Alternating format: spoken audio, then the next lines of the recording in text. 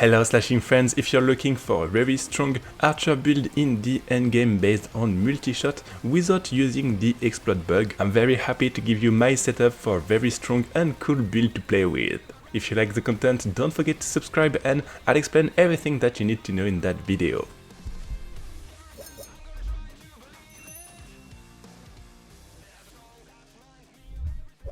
Before I begin, I just wanted to tell you that even with this setup you can still have the bug on the multishot, but the idea of course is to have it working without the use of this bug. You'll see that it's still quite powerful and of course you'll be able to play this build even when they finally solve this bug. Before going in details, I'll explain how the build is working. You want to trigger multishot using flurry and you can of course use the massive range of this build. You'll easily clear anything, and if you want to have increased DPS, especially on bosses, you want to be at close range. Then you have the smoke bomb in order to crazy boost your defensive setup, and you have the shift in order to trigger shurikens and to gain some mobility and armor. You also want to keep your buff being untouched, this one on the marksman, and you'll see that it's quite easy when you're facing bosses and even in mapping because you'll kill enemies before they reach you, and to lose this buff they have to attack you within 4 meters. Otherwise, it's simple, use flurry, use your dodge and use the smoke bomb when you need it. For the skills and the leveling, you want to first play with flurry and to get this one in order to get some mana. Then you want to have this one which will trigger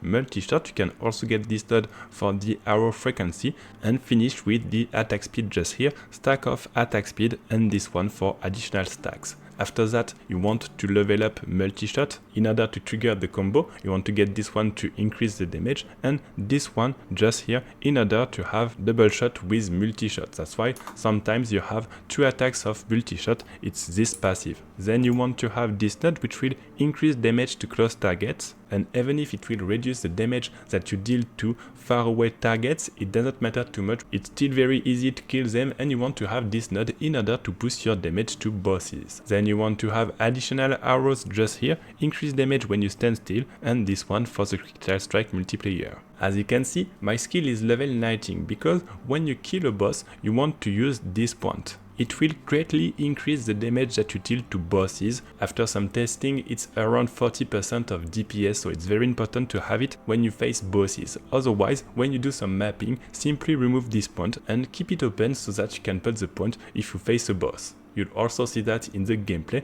but that's the global idea. Then you want to play shift with the killer on 60%, the fact that it will throw shuriken, and you want to have movement speed bonus and the fact that it will use a potion if you have less than 50% of your heals. You also want on the shuriken the fact that it will grant you some armor and armor shredding just here. You also want here the fact that it will pierce enemies in order to keep them longer. For the last one, you want to get the smoke bomb duration, the fact that it will blind your enemies with bow attack and cleanse ailments. You also want the defensive buff, chance of a glancing blow, and this one for the stacks. Finally, you want to get the area and the growth speed.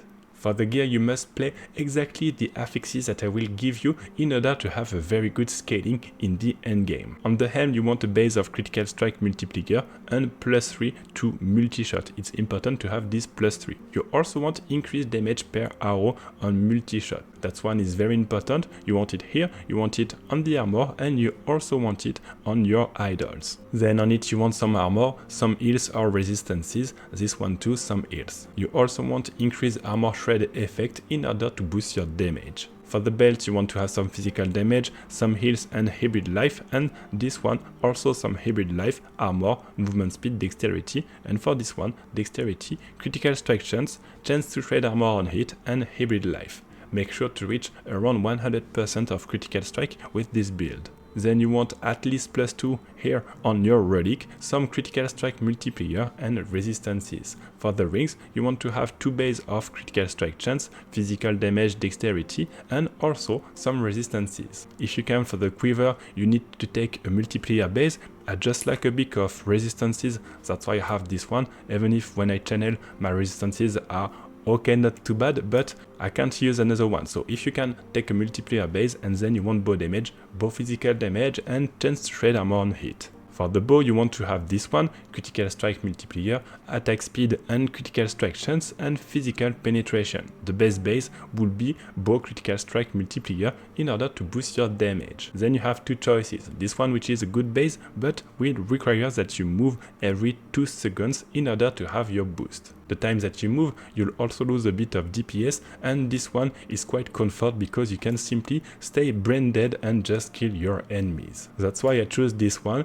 which gives you +4 arrows to multi-shot and also some reduced mana cost for your bow attack, but if you can go for this one too. If you want, you can also think about this ring in order to gain haste and also attack speed on your bow, and this one for the belt in order to have +1 to physical skills, so it will give you +1 to this one, and this one. For the remaining idols, you want to get some resistances and the fact that you trade armor on a bow hit and to increase your damage when you are wielding a bow. For the blessings, you want some physical damage or resistances, this one armor while channeling, and this one chance to trade physical resistances on hit. For the passives, you want to get 8 points for attack speed, physical damage, 8 points here dexterity and heals, 5 points in order to have a glancing blow, and 8 points for the critical strike chance with a bow. Then you want to have this one attack speed, this one for the critical strike chance, multiplier here, bow damage and armor shred, and this one for the heals and the leash with your bow. You also want 4 points in order to unlock this one,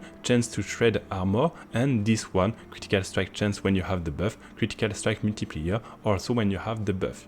You want to get this node in order to have additional arrow, and you also want to put the remaining point just here. There's a passive which is very interesting, this one which will boost your damage, but you need to take it if you are at level 80, 85, you put 8 points just here and 5 points just here. Finally, if you have enough mana, you can also put additional point just here. I'll let you the gameplay in 237 on Monolith and then on boss, and just don't forget that you cast Multishot with Flurry, and that if you need, you have the evade granting you some armor and mobility, and of course the smoke bomb if things are starting to get harder. When you're facing a boss, be in melee range in order to increase your damage, and don't forget to add the point in order to have multi-shot arrows which can hit the same target. When you're doing maps, you can remove this point and put it back when you do bosses.